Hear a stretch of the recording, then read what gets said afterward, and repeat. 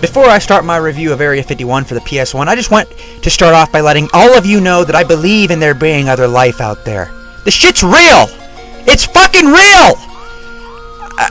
I believe in there being other life out there. There's other life out there. Aliens are real, man. It's not a fucking joke!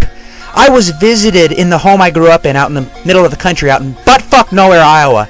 I've seen shadow figures. I've seen glowing lights outside my bedroom windows. These shadow figures tickled my balls. They tickled my balls. Felt good. The shit ain't fake, man. The shit ain't fucking fake. This shit is real. Dead alien bodies are being held at Area 51 right fucking now. Shadow figures are not spirits. Shadow figures come from other star systems. I'm telling you all. They do. They fucking do. I bet you're all laughing at me right now, like the other ones do. Oh, I bet it's just so fucking funny. I bet you think it's so fucking funny. I bet you think it's just hysterical. Fuck! This shit's real. It's fucking... These beings, they worked with the Illuminati to do 9/11. It's real. They worked with the fucking Illuminati to do 9/11. This is not fake.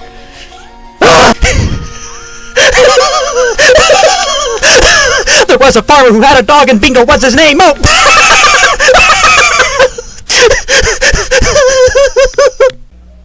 Area 51 was originally released on the arcade in 1995, but in 1996 this game was ported to the PlayStation, to the Sega Saturn, and to the PC.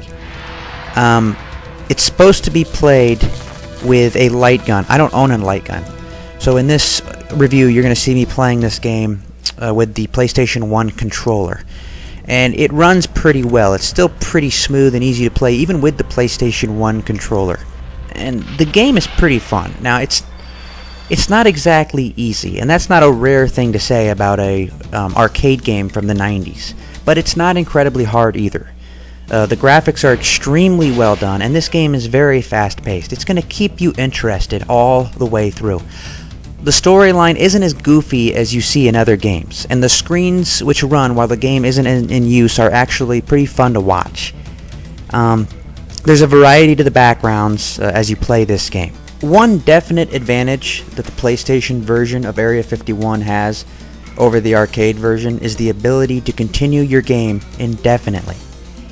I mean, at the arcade you are bound to run out of quarters, but in your living room you can play forever. The graphics are not quite as sharp as in the arcade, but they are still quite good. The sound is good, but is slightly different than in the arcade version.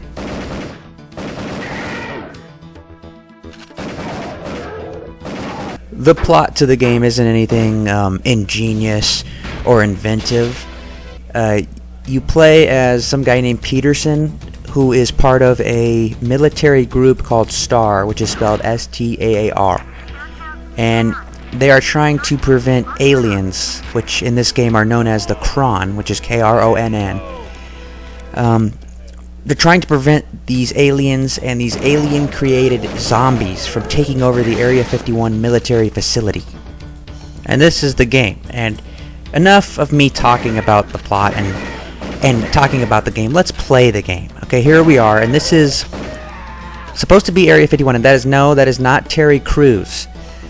That is just some random black guy that is, I guess, helping us in this game. And the game is very fluid. It runs very fluid. This aiming is very easy to do. It moves well. It moves fast. It's responsive as fuck. And the game never really... there aren't any game-breaking bugs or glitches that prevent you from doing well in the game. The game, if you don't do well in the game, it's your fault. It's not the game's fault. And right away, you're thrown into this hellfire of bullets. It's crazy from the get-go.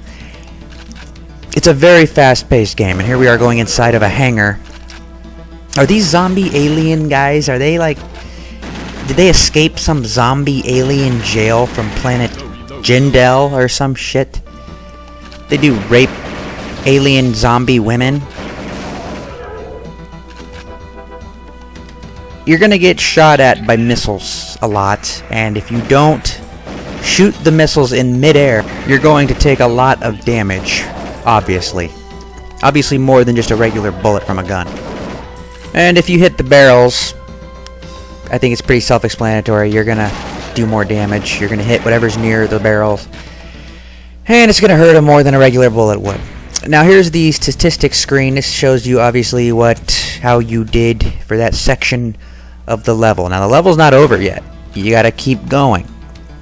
And if you die enough times, you're done. You've got to go all the way back.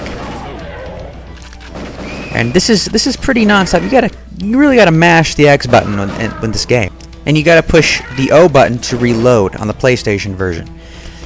And you get about, I don't know, around 8 to 10 shots per round, and when you're done shooting, you've got to press O to reload every time.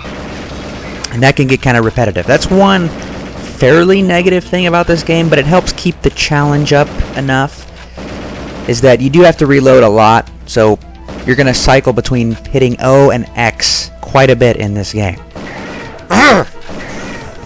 I just want to... I hate these enemies in this game so much. You want to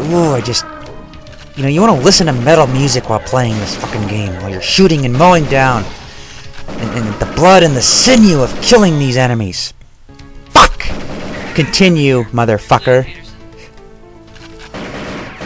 It seemed like while I was playing this game, constantly I was gritting my teeth and making a demonic-looking face.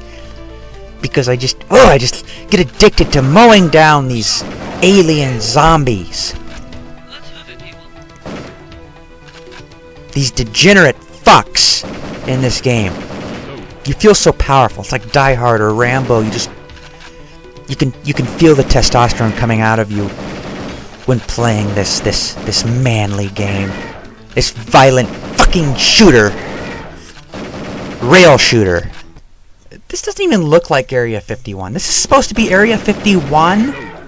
This looks like a Costco warehouse. This looks like a fucking Sam's Club warehouse. This isn't Area 50 fucking 1. Where's all the classified information?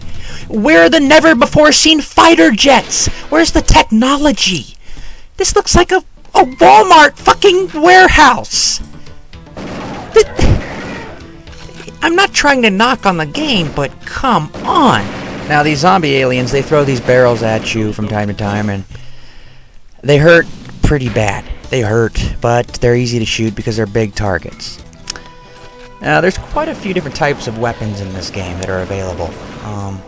Now, you're only given a semi-automatic pistol in the beginning of the game, but weapon upgrades are available as targets.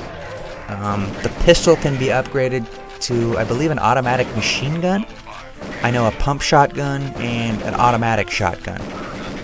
The shotgun weaponry in this game allows a greater field of error for targeting an enemy. Both the machine gun and the automatic shotgun allow the player to keep the trigger pressed down to unleash rounds.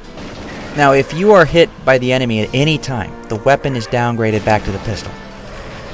Grenades are hidden in crates and bonus rooms.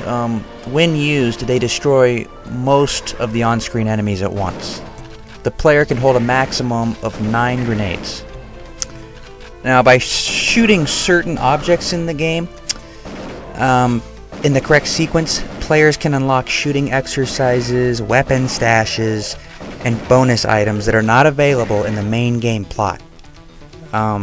Other back doors allow players to warp ahead to later levels instead of following the game's somewhat linear path. There are many types of aliens and alien zombies, including ones that shoot, punch, fire rockets, and throw things like bricks, grenades, and barrels.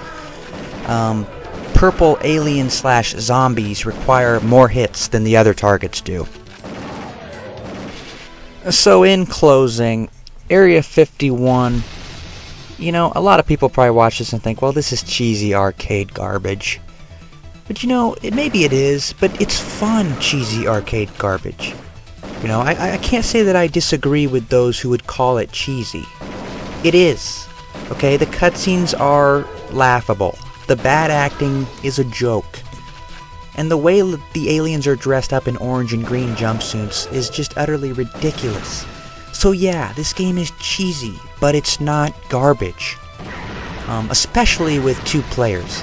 With 2 players, this game is an absolute blast, and it truly is on rails.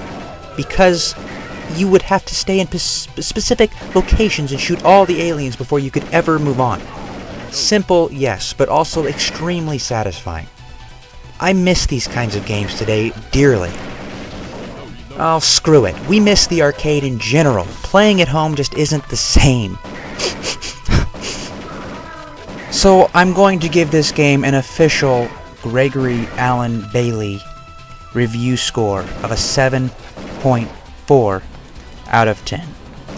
Thanks for watching. Please subscribe. And goodbye, my friends.